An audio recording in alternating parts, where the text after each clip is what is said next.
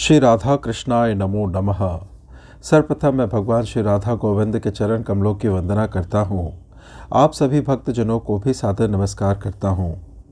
संत श्री कबीर दास जी के दोहावली से अब तक हम 125 दोहों के भावार्थ का श्रवण कर चुके हैं। इसे आगे बढ़ाते हुए आज हम अगले 25 दोहों के भावार्थ का श्रवण करेंगे, जो इस प्रकार से है। दुर्लभ मानुष जन्म है, देह न बारंबार, तरवर जो पत्ती झड़े, बहुरी न लागे डार। मानव शरीर बहुत ही मुश्किल से मिलता है। इस योनि में आने के लिए जीव न जाने कितनी योनियों में भटकता है, तब कहीं मनुष्य शरीर प्राप्त हुआ है। जिस तरह पेड़ से पत्ता टूटकर गिर जाने के बाद फिर पेड़ पर नहीं लगता, उसी प्रकार मानव शरीर छूट जाने के बाद पुनः नहीं प्राप्त होता। अतः जीवन को व्यर्थ ना गुजारो, सत्कर्म करो। सत्कर्म से ही सच्चे सुखों की प्राप्ति होती है। आगा पीछा दिल करे, सहजे मिले न आए, सो बासी जमलोक का, बांधा जमपुर जाए। सत्कर्म करने से जिसका मन विचलित होता है, मन आगे पीछे होता है, अर्थात प्राणी दारुण दुख भोगकर जंजीरों में बंधकर यमलोक जाते हैं, उन्हें नीचे योनियों में जन्म लेना पड़ता है। राम नाम निज मूल है, कहे कबीर समुझाए, दोई दीन खोजत फिरे, परम पुरुष नाही पाए। इस संसार सागर में राम का नाम ही मुख्य है, अर्थात सत्य स्वरूप राम का नाम ही मोक्ष प्रदान करने का एकमात्र आधार है। हिंदू और मुसलमान भेदभाव के भ्रम में पड़कर खोजते फिरते हैं, अर्थात हिंदू राम को ढूंढते हैं और मुसलमान अल्लाह को, जबकि दोनों एक ही हैं। चाहे आकाश पाताल जा, फोड़ी जाहू ब्रह्मांड, कहे कबीर मिटिहे नहीं, देह धरे का दंड। कबीरदास जी जीव को समझाते हुए कहते हैं कि चाहे आकाश पाताल में चले जाओ या ब्रह्मांड फोड़कर निकल जाओ, किंतु तुम्हें शरीर धारण करने का दंड भोगना ही होगा, अर्थात प्रारब्ध का भोग भोगना ही होगा, चाहे कोई भी उपाय करो। बखत कहो या कर्म कहो, नसीब कहो निर्धार, सहस नाम है कर्म के, मन ही सिर जनहार। चाहे समय कहो अथवा कर्म कहो या फिर भाग्य कहो, चाहे जिस नाम से संबोधित करो, कर्म के हजारों नाम है और इसका निर्माण करने वाला, इसको बनाने वाला मन ही है। कैसा सामर्थ्य हो बिन उधम दुख पाए, निकट असन बिनकर चले, कैसे मुख में जाए। कितना भी शक्तिशाली कोई क्यों न हो, किंतु बिना उपाय किए दुख ही पाता है। जिस प्रकार भोजन की थाली सम्मुख रखी हो, बिना हाथ चलाए भोजन मुख में नहीं जाता, उसी प्रकार सब कुछ जानने से कोई लाभ नहीं। जब तक तुम साधना नहीं करोगे, तब तक तुम्हें मोक्ष का द्वार नहीं दिखाई देगा। जिन नर साच पिछानिया, करता केवल सार, सो प्राणी काहे चले, झूठे कुल की लार। जिसने सत्य को पहचान लिया, सत्य के रहस्य को जानकर तन मन से स्वीकार कर लिया, वह झूठे मान सम्मान, कुल परंपरा, जाति पक्ष आदि को लेकर क्यों चलेगा।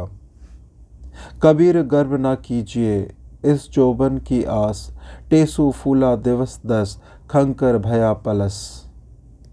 संत शिरोमणि कबीरदास जी संपूर्ण मानव जाति को संबोधित करते हुए कहते हैं कि इस यौवन, इस शरीर का क्या भरोसा, ये टेसू के फूल की भांति 10 दिन के लिए शोभायमान है, फिर झड़कर ठूठ रह जाएगा।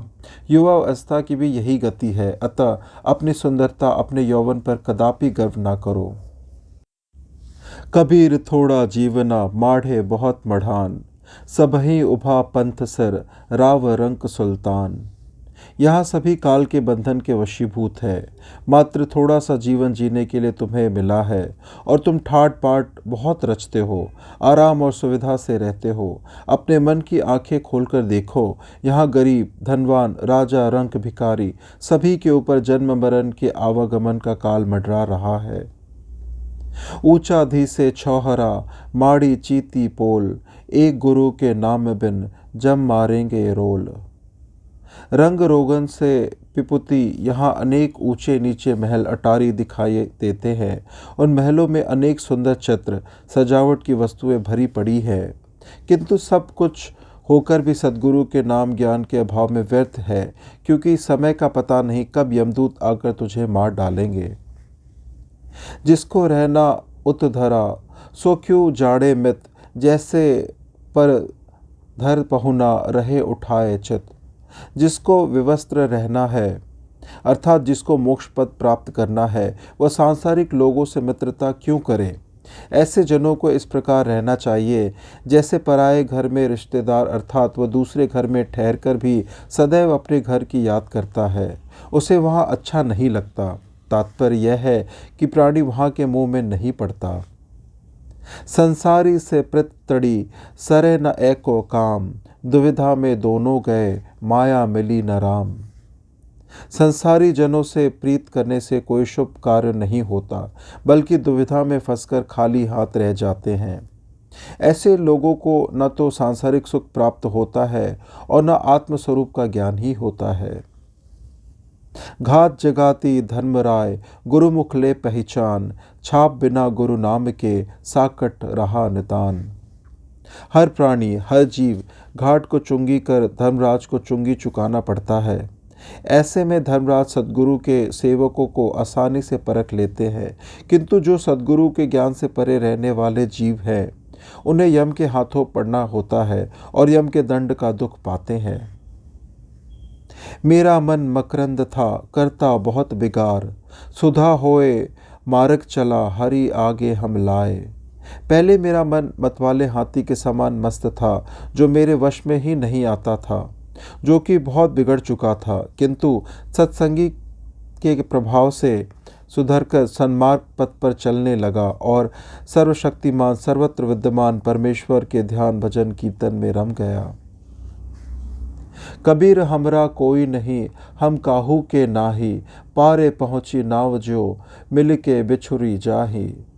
संत कबीर जी कहते हैं कि यहाँ हमारा कोई नहीं है और ना तो हम किसी के हैं, अतः किसी के प्रति हमारे मन में मोह भावना का जागृत होना सर्वथा व्यर्थ है। जिस प्रकार एक ही नाव में नदी पार होने के लिए कई स्थानों के राही सवार होते हैं और उस पार उतरकर अपने अपने मार्ग पर चले जाते हैं, अर्थात एक दूसरे से बिछुड़ जाते हैं, उसी तरह हम सभी बिछुड़ जाएंगे। साधु कहावन कठिन है लंबा पेड़ खजूर, चढ़े तो चाखे प्रेम रस गिरे तो चकनाचूर। साधु कहलाना अत्यंत कठिन और दुष्कर है, जैसे खजूर का पेड़। यदि उस पर चढ़ गए तो मीठे खजूर खाने का सौभाग्य प्राप्त होगा, अर्थात आपकी साधना, आपका कठिन परिश्रम सफल हो गया और हाथ छूट गया, आपकी पकड़ ढीली पड़ गई, तो उस ऊंचाई से गिरने पर हड्डियां तक चूर चूर हो जाएंगी। इसलिए अपनी साधना को पूर्ण विश्वास से करो, तभी मीठा फल प्राप्त हो सकता है। कहे कबीर गुरु प्रेम बस, क्या नियरे क्या दूर, जाके चित जासे बसे सोते ही सदा हुजूर। तुम्हारा सद्गुरु से सच्चा प्रेम है तो दूर एवं नज़दीक होने से कोई अंतर नहीं है, क्योंकि जिसका चित, जिसका मन जिसमें लगा रहता है, वह सदा वहाँ उपस्थित रहता है। जिहि जिवरी ते जंग बंधा, तू जानी बंधे कबीर, जासी आता लौन ज्यो सोन समान शरीर। भक्त को ज्ञान का उपदेश देते हुए संत कहते हैं कि भ्रम और मोह रूपी अज्ञानता के बंधन में संसारी जीव पूर्ण रूप से बंधे हुए हैं, उसमें तू ना बंध। जैसे नमक के बिना आटा स्वाधीन होता है, उसी तरह सोने के समान तेरा यह सुंदर शरीर सत्संग के बिना व्यर्थ जा रहा है। अतः समय को व्यर्थ न गवाकर अपने को सत्कर्म में लगाओ, इसी में तुम्हारा भला है। आशा को ईंधन करो मनशर करा न भूत, जोगी फेरे यो फिरो तब बुन आवे सूत। सच्चा योगी बनना है तो आशा रूपी तृष्णा को मन से निकाल कर दूर फेंक दो, मोह वासनाओं के जाल को नष्ट कर दो, तब फेरी करो। तुम्हारे अंदर आत्मविश्वास उत्पन्न होगा और आत्मज्ञान का प्रादुर्भाव होगा। आया था किस काम को तू सोया चादर तान, सूरत संभाल ए काफिला अपना आप पहचान। कबीरदास जी सांसारिक मोह में फंसे प्राणियों को समझाते हुए कहते हैं, ऐ मानव, तू मनुष्य योनि में जन्म लेकर भगवान का भजन करने के लिए आया था और यहाँ आकर दुनिया की चकाचौंध में सब कुछ भूल गया और वासनाओं के चक्कर में फंस कर रह गया। अब भी समय है, अपने आप को संभाले और मोह को त्याग कर तन मन से भगवत भजन कर, ईश्वर का ध्यान कर। चंदन जैसा साधु है सर्प ही सम संसार, वाके अंग लपटा रहे मन में नाहि विकार। साधु का स्वभाव चंदन वृक्ष के समान होता है और सांसारिक मोह वासनाओं में लिप्त प्राणी को सर्प चंदन के वृक्ष से लिपटे रहते हैं, फिर भी चंदन विषैला नहीं होता, अर्थात साधु जन पर सांसारिक विषयों का प्रभाव नहीं होता। तीर तुपक से जो लड़े सो तो शूर न होए, माया तजी भक्त करे सूर कहावे सोए। तीर और धनुष लेकर युद्ध करने वाला सूरवीर नहीं होता। हथियार हाथ में हो तो कोई भी वीरता प्रदर्शित करता है। सच्चा सूरवीर तो वह है जो माया को त्याग कर प्रभु की भक्ति करता है। तन बोहत मन काग है, लक्ष्य योजन उड़ जाए, कभों के धर्म अगम दई कभों गगन समाए। मनुष्य का शरीर विमान और मन काग के समान है, जो कभी नदी में गोते लगाता है तो कभी आकाश में उड़ जाता है। अर्थात मन बहुत अधिक चंचल और तीव्रगामी है, क्षण मात्र में कहीं का कहीं पहुंच जाता है। दुख में सुमिरन सब करे, सुख में करे न कोय, जो सुख में सुमिरन करे दुख काहे को होए। जो दुख का आगमन होता है तब सभी लोग भगवान के नाम का सुमिरन करते हैं। सुख में ईश्वर को कभी भी याद नहीं करता। अगर सुख में स्मरण किया जाए तो दुख होगा ही नहीं। काची माया मन अथिर, थिर थिर करम करनत, ज्यो ज्यो नर निर्धड़क फिरे त्यों तो काल हसंत। यह शरीर नश्वर है और इस नश्वर शरीर के अंदर मन बहुत ही चंचल है।